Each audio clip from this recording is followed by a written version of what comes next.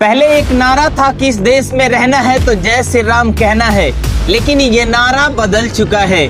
अगर इस देश में रहना है तो भारतीय जनता पार्टी के इशारे पे चलना होगा और उसके तलवे को चाटना होगा।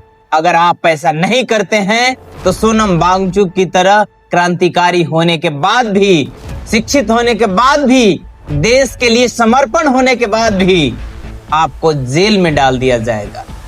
क्या आप सोनम वांगचुक को नहीं जानते हैं तो आइए हम उन्हीं के बारे में बात करते हैं और उनके बारे में एक छोटी सी झलक आपके सामने में रखने की कोशिश कर रहा हूं।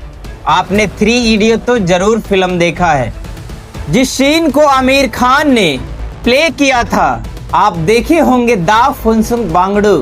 तो उन्हीं के स्टोरी पे, उन्हीं के लाइफ पे ये स्टोरी बनाया गया। आप जिस सोनम वांगचुक ने इंडियन आर्मी को 16 टेंट बना के दिया, जो इंडियन आर्मी ग्लेशियर में भी सुरक्षित रह सके, शिक्षा में क्रांति करने का काम किया और बहुत सारे इन्वेंशन किया, जो लद्दाख का सहारा बना, वो आज जेल में है। सोचिए, और उनपे एनएसए तक लगाया गया है। अगर आप भारतीय जनता पार्टी की सरकार की देश में रह रहे हैं तो भारतीय जनता पार्टी के इशारे पे चलना होगा, वरना आपको भी जेल में डाल दिया जाएगा।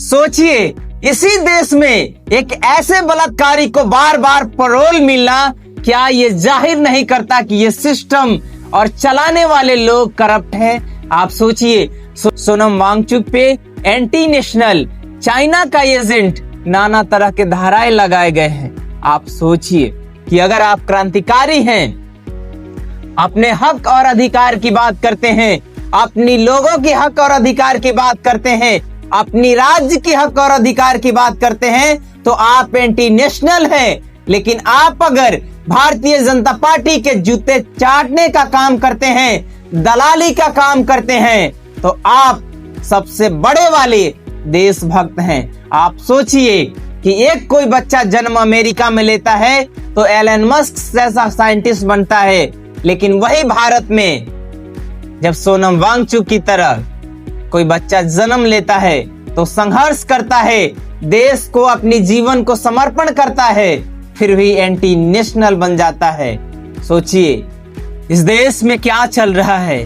आप सोचिए, जिन महापुरुषों ने हमारे देश के लिए अपनी जान तक की बाजी लगा दी, अगर आज वो इस भारत में होते तो शायद वो भी जेल में होते।